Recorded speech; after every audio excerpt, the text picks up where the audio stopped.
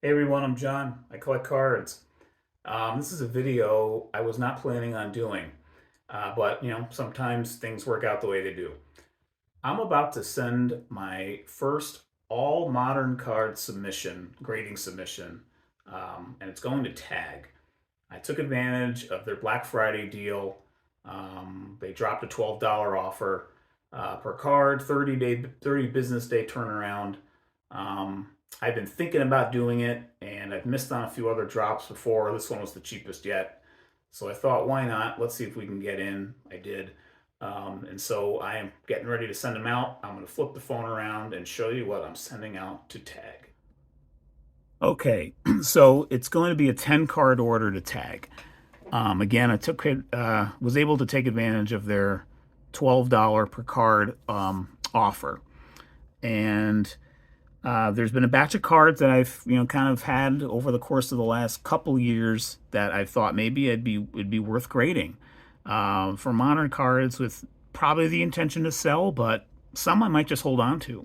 Um, so anyway, I'm going to first show you the two cards that I'm not sending. That kind of just made the cutting room floor, so to speak, and I wasn't going to go higher than a 10 card order. First one that's not going to Tag is this all-star card of Julio Rodriguez. It's a rookie card from last year's update. Um, they're just not selling for very. PSA 10s are not going for very. They're going for like $20. So it's like defeats the purpose of slabbing it at all. It's just the regular. It's not chrome or anything like that. I mean, the centering is perfect. I mean, I think this would have actually a chance to get a 10, but it's just not worth sending out. So it's not going to go out. And I know this is like fully. I'm fully aware that we have the possibility of having junk slabs at this point. Like, are we entering a junk slab era for modern? It's quite possible, and possibly even likely. But I wanted to try it once here, and I think Tag's an interesting alternative to PSA. Or even CSG. The AI thing is interesting, and the slabs look really cool. And some of these that I'm about to share, I'm actually going to probably keep. But before I get to the 10, I got one more to share that's not going out. This is the last card that I decided not to send. It's this Josh Young rookie from the National, actually, at the show, the actual Bowman Redemption Pack. It's just a regular refractor, not numbered. I think all of the cards in the redemption packs were refractors. I thought about sending it, but I think in the end I'm just going to hold on to it as is, as a nice little version of a rookie card of his. Okay, so with that out of the way, here are the actual 10 that are going out.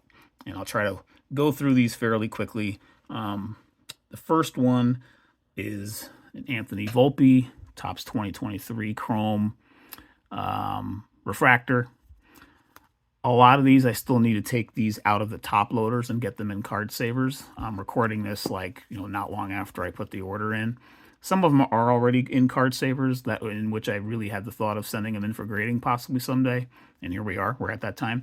So, pretty well centered, very well centered, I think. I mean, all of these cards I'm hoping to get, if not a 10, then a 9. A couple of these, I wouldn't be surprised if they came back in 8, but they're going to be more of for my own personal collection kind of thing. But anyway, there's Volpe. I intend to hold this when it comes back, regardless of what grade it gets, because the hope is that he'll continue to improve. So, gonna hold a slab to hold for now. And I'll actually give you my thought with each one as we go in terms of my intention when I get them back. And the thought, if they come back, hopefully in January sometime with the 30 business day turnaround, I fully expect them not get them until January. But that gives enough time before spring training to maybe, get ready to list some, put some out there on eBay. Next one is this Corbin Carroll 2023 Topps Chrome Rookie Sepia Refractor. So I fully intend to sell this, assuming it comes back. Even if it were to come back at 9, I'd still put it up for and just look to move it. Rookie of the Year NL. So pretty nice one overall, though, I think. He had a heck of a year. I actually have his Prism Refractor as well from Chrome that is not centered very well. So that's just going to be a keeper just to hold on to. Also, last one from 2023 Topps Chrome. Tristan Casas. Magenta Speckle Refractor to 350. I got this out of the only, I bought one mega box of Chrome in the summer, late summer, so it had the X-Fractors in it. Didn't really do well with the X-Fractors, but I did pull this out of that box. I found in blaster boxes, numbered cards were really hard to pull. I bought probably about 6 or so, trying to collect Acuñas and Otanis, and ended up with 5 of those. And I may have gotten one numbered card. I got more autographs in blasters than numbered cards. Believe it or not, I pulled like 3 autographs, I think, out of blasters. Actually, believe it or not, none were great. The best one was Nolan Jones, but it was a base auto, but still pretty cool. Anyway, Tristan Casas out of 350. I fully intend to sell this one after it comes back. Next up is going to be this Kodai Senga, numbered to 225. This is from Bowman, the Bowman Mega Box. So it's a Chrome card, but it's not from Bowman Chrome. It's from the regular Bowman Mega Box. It's the Mojo Refractor Aqua Parallel, numbered to 225. It's a pretty cool card overall. I do intend to sell it when it does come back. It's not a super low number in terms of serial numbers, but I think he's coming off a great rookie season for the Mets. Already obviously well established in Japan before coming here. I would hope if it does come back, hopefully it comes back, if not a 10, very close to it. But I would hope that this would have a little bit of a market anyway. And then next up, I got 2 interesting cards. They're actually the same player, and one's a parallel of another. So I'll actually show them together. I don't know. In one of it was a Series 2.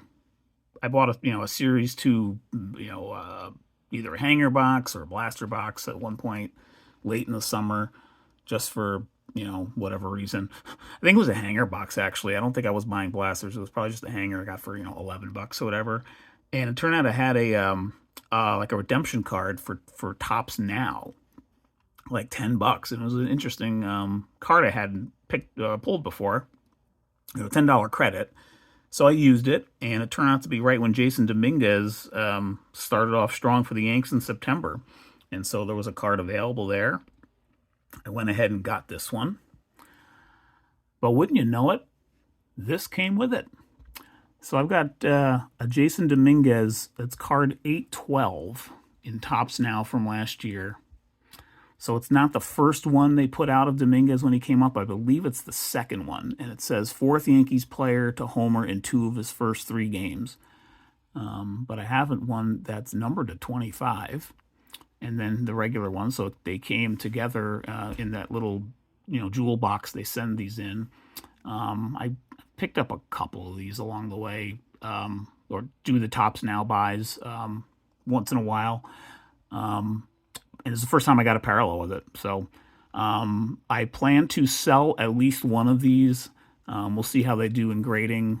Most likely I would keep this one, sell the purple one. So we'll see how that goes.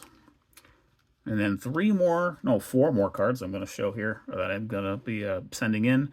The next 3 are from Topps Archives 2022. So last year's Topps Archives, and they're all 1978 design, and which is my favorite set of all time because it's my first set I collected. So last year's Archives in that regard was pretty special for me. It was fun to just rip those, even though the photos weren't great. Well, there were some good photos in that, but a lot of them were the standard pose shots that I, maybe wish they could have done a little better with. But I have a couple of nice pulls that I'm gonna, or actually they were. Let's see, one of these. This one was a pull. This Spencer Torkelson, red hot foil to 50.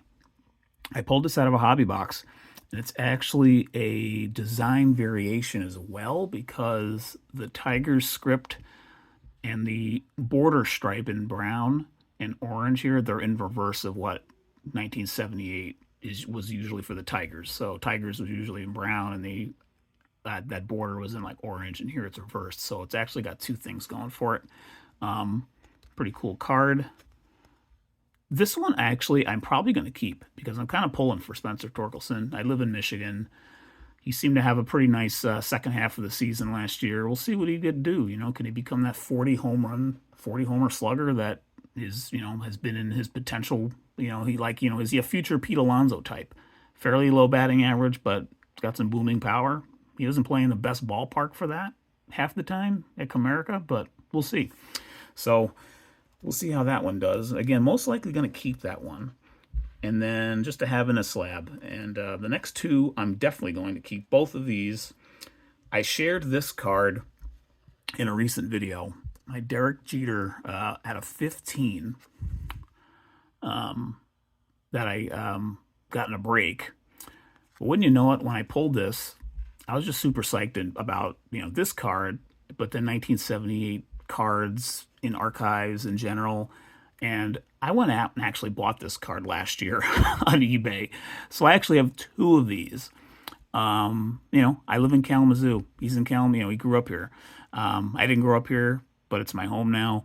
Has been for, more than a decade. And so, like just last week, Derek Jeter was here in Kalamazoo with Cal Ripken Jr. to kind of cut the ribbon on a new baseball field at his high school alma mater, Kalamazoo Central High School. So, I mean, he still does stuff here in town. So, Yankee captain at the time. So, I mean, he, I'm not a Derek Jeter PC guy, although, like, I'm truly not, but I kind of am a little. If I pull a Jeter card, I keep it. I don't buy his 90s stuff, but because that's not an era in which I am interested really in collecting cards from. But Jeter stuff now, if I pull it, I keep it. And in this case, I'm going to slab these two cards and see how they turn out. So this one's numbered out of 50, 30 out of 50. This one's numbered 15 out of 15. We'll see how those do. And then the last card that I'm going to send out the tag. Still can't believe I'm doing this in a way, but it's already paid for, so they're going out the door. I bought, that I didn't open on video here, but I opened them on my own. I bought 2 boxes of Topps Pro Debut.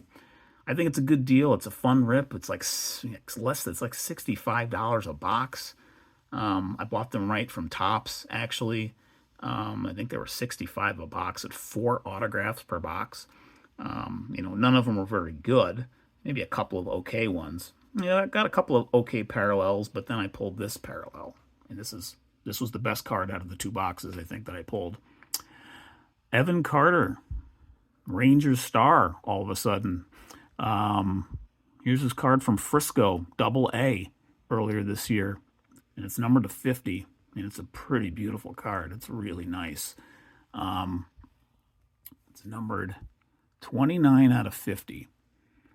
So I'm going to get this slabbed up, and we'll probably look to sell this one once we get to February, I guess. So that is going to be that makes up the first submission that I'm sending to TAG, the AI grading company. So I'll probably be back at you in January sometime with the results of this. Again, was not, I do get texts from them. I signed up for, texts to get from TAG, and so I've tried to do their drops, and I've never gotten in, and figured $12 a card. Here's my Black Friday spending for the for the year. But here are the cards that are going to go out the door.